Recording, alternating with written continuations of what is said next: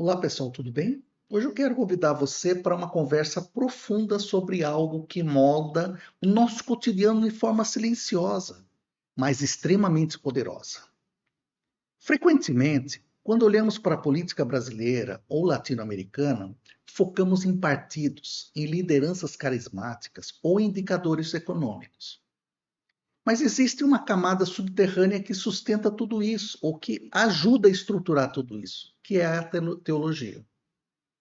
Ou melhor dizendo, a forma como milhões de pessoas interpretam a vontade de Deus para suas vidas e para a sociedade. Que eu deixo claro que não tenho nada contra a espiritualidade. Aqui, isso é só uma análise política, né, sobre uma questão que envolve teologia. Então, por exemplo, imagine um cenário onde um pastor promete que, se você fizer um propósito financeiro com Deus, suas dívidas desaparecerão e você se tornará um empresário de sucesso.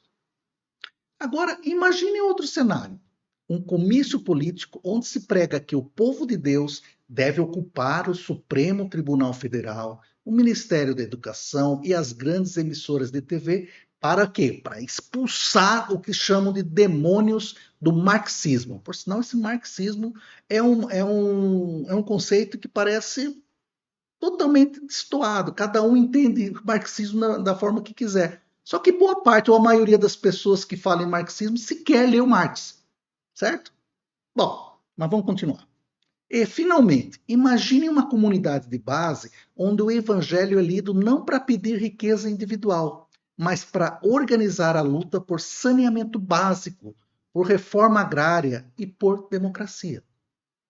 E aí minha tese hoje é claríssima. Essas três cenas não são apenas três formas de orar. Elas são a face visível de três projetos de mundo radicalmente diferentes: a teologia da prosperidade, a teologia do domínio e a teologia da libertação. E aqui eu vou fazer um diálogo com a missão integral, tá? Não são apenas doutrinas religiosas, mas também são bússolas políticas que definem o que pensamos sobre o Estado. E sobre economia também, e sobre o que significa, sei lá, ser cidadão. Ao final deste vídeo, você vai entender por que falar de Deus no Brasil é e sempre foi falar sobre que tipo de sociedade estamos construindo. Vamos começar pelo fenômeno que talvez seja o mais visível nas nossas periferias e na televisão: a teologia da prosperidade. Eu quero que você esqueça por um momento as críticas superficiais sobre charlatanismo. Não é o foco aqui, tá? E aí, como um analista político, né, se eu posso me considerar assim, o que me interessa aqui é a funcionalidade social dessa fé. Afinal de contas, o que é e como funciona a teologia da prosperidade ou o evangelho da saúde e da riqueza? Ele se fundamenta na ideia de que Deus quer seus filhos ricos e saudáveis aqui e agora. Se você sofre, se você está pobre ou doente, isso não é apenas uma questão econômica ou, sei lá, biológica, né? Mas provavelmente é um sinal de falta de fé, de uma maldição hereditária ou de um fracasso em entender as leis espirituais do sucesso.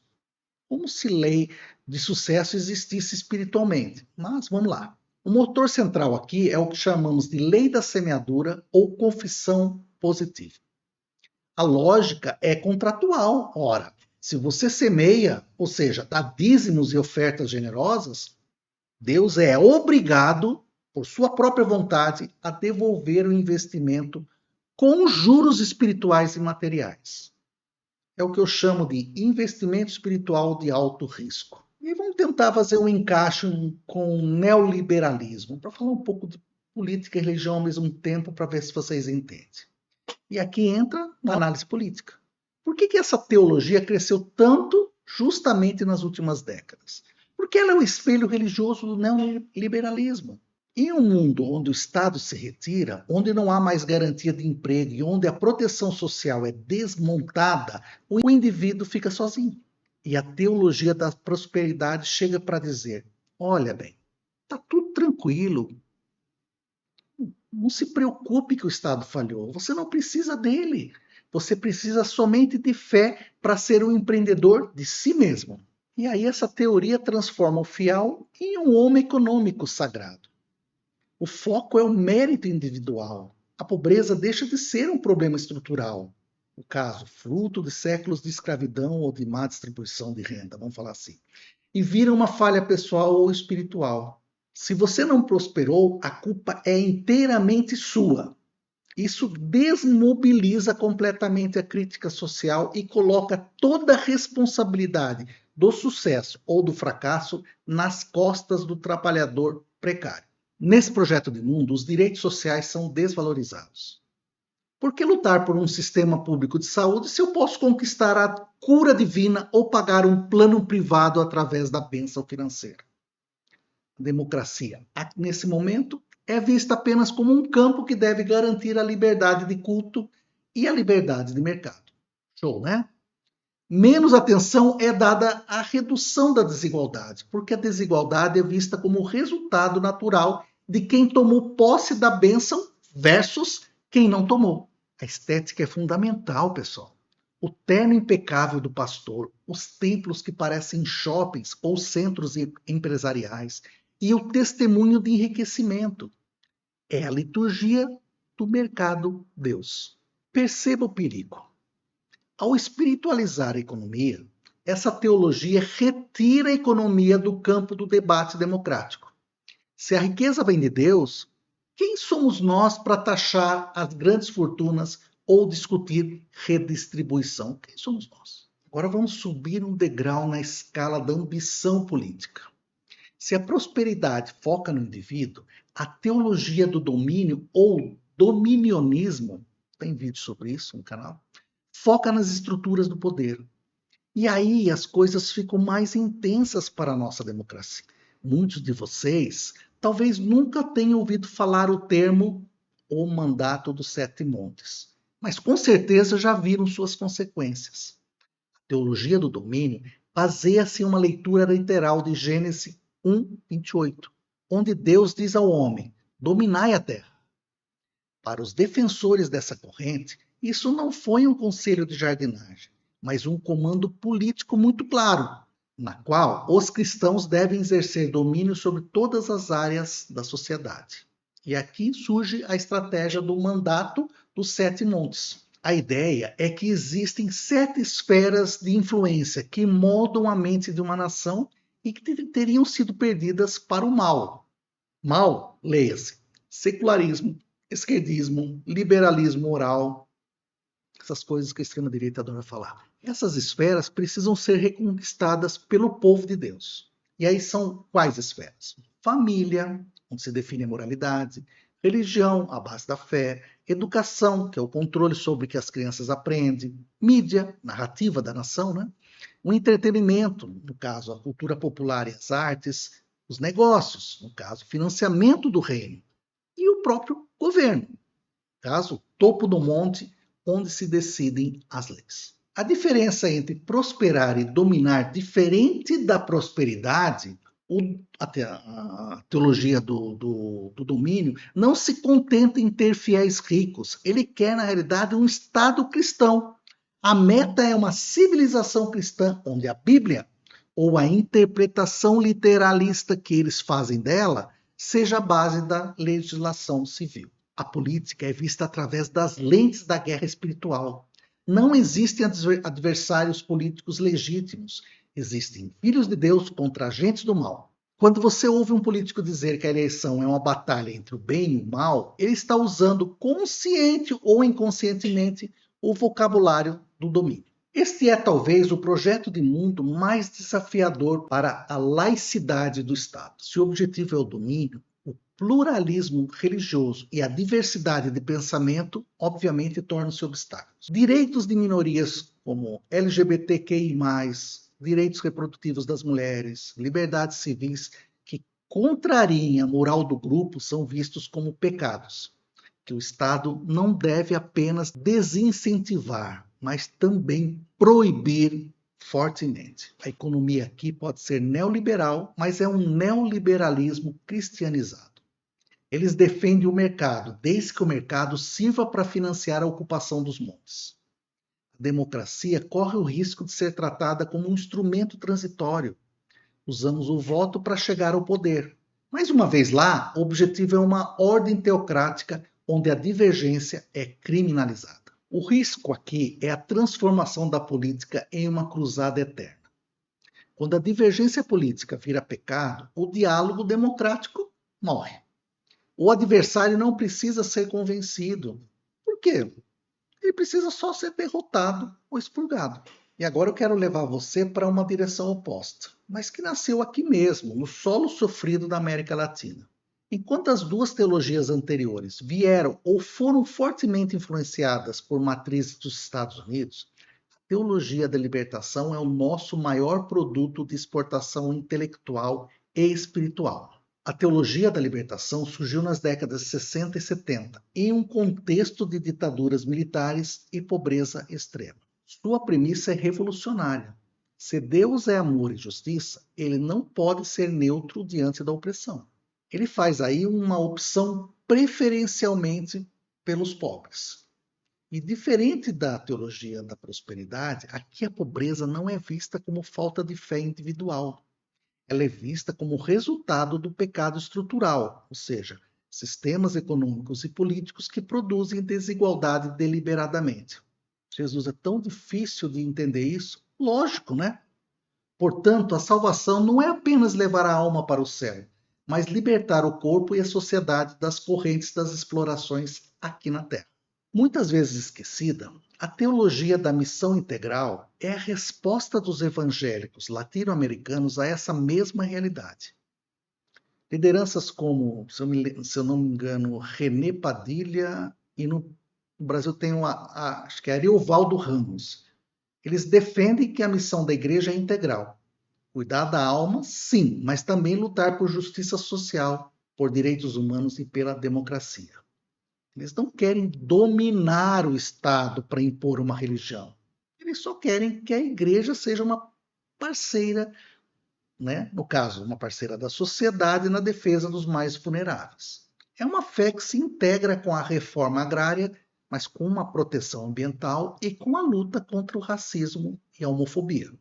Para esse projeto de mundo, o Estado é um campo de disputa fundamental para garantir o bem comum. Eles defendem políticas públicas robustas, redistribuição de renda e o fortalecimento dos movimentos sociais. A economia é vista com olhos críticos. O capitalismo predatório é denunciado como um sistema que idolatra o lucro acima da vida. A democracia para a libertação não é apenas o voto a cada 4 anos. É participação popular, conselhos, orçamentos participativos e a vigilância constante contra o autoritarismo, inclusive o autoritarismo dentro da própria igreja. Nessa teoria, a santidade não é medida pelo tamanho do seu carro ou pela influência no Congresso, mas pela sua proximidade com aqueles que a sociedade descarta. Chegamos ao ponto crucial. Como essas 3 visões formam um cidadão que vota, que trabalha e que convive conosco?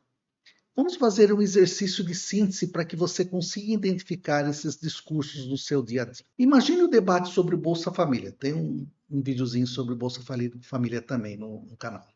Ou programas de transferência de renda. O cidadão da prosperidade tende a ver isso como algo temporário, até perigoso, porque o foco dele é o empreendedorismo individual. Ele prefere que o governo reduza impostos para que ele possa fazer o seu próprio sucesso. O cidadão do domínio pode apoiar, desde que o programa seja gerido por pessoas de bem, e sejam as pessoas de bem, qualquer um, né? E sirva para reforçar a moralidade do grupo. Mas o foco dele é a ocupação do poder, não necessariamente a assistência social. E aí o cidadão da libertação defende o programa como um direito básico e uma ferramenta mínima de justiça, mas luta para que o Estado vá além e transforme as estruturas que geram a necessidade de seu auxílio. E aí, o que a gente poderia falar sobre a laicidade do Estado? Ora, para a prosperidade, a laicidade é boa enquanto garante liberdade para as igrejas crescerem e fazerem negócios. Para o domínio, a laicidade é um erro, uma invenção diabólica para afastar Deus do governo. E para a libertação, a laicidade é fundamental para proteger as liberdades de todos, especialmente das minorias religiosas e daqueles que não têm fé, garantindo que o Estado seja de todos e não somente de um grupo. Você consegue perceber como esses projetos estão em disputa hoje no Brasil? Quando o político fala em tomar posse do que é nosso, ele está falando com o público da prosperidade. Quando ele fala em limpar o país do mal, ele fala com o sujeito do domínio. E quando ele fala em pão, terra e dignidade, ele está, ainda que não saiba, ecoando a libertação. Estamos chegando ao fim desta jornada. E a pergunta que eu deixo para você não é especificamente sobre a sua fé pessoal, que eu respeito profundamente a experiência religiosa de cada um. Já tive a oportunidade de dizer isso no canal. A pergunta é ética e política, ou seja, em que tipo de sociedade essa fé nos empurra a construir? Falar de Deus na América Latina nunca foi apenas uma questão de metafísica. É falar de reforma agrária, de direitos trabalhistas, de direito das mulheres e da estrutura do nosso Estado. Cada teologia carrega um projeto de mundo, escondido sob o vocabulário sagrado.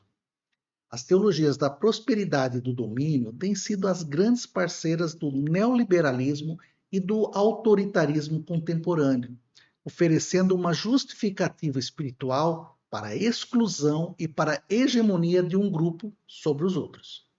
Já as teologias da libertação e da missão integral continuam sendo vozes de resistência, lembrando-nos que uma democracia que não protege os vulneráveis e não busca a justiça social é uma democracia vazia.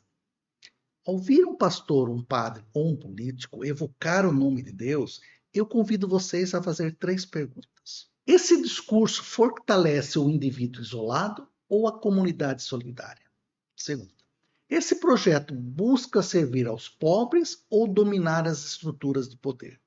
Terceiro, essa visão de mundo cabe em um Estado plural e laico ou exige a eliminação de quem pensa diferente? Na prática, que sinais dessas 3 teologias você enxerga hoje no Brasil? Você acha que a sua fé ou a ausência dela deve ser um instrumento de libertação ou uma ferramenta de domínio? E aí, pessoal, gostou do conteúdo? Se sim, deixe seu like. Inscreva-se no canal se achar adequado, ok? Vejo vocês, até logo.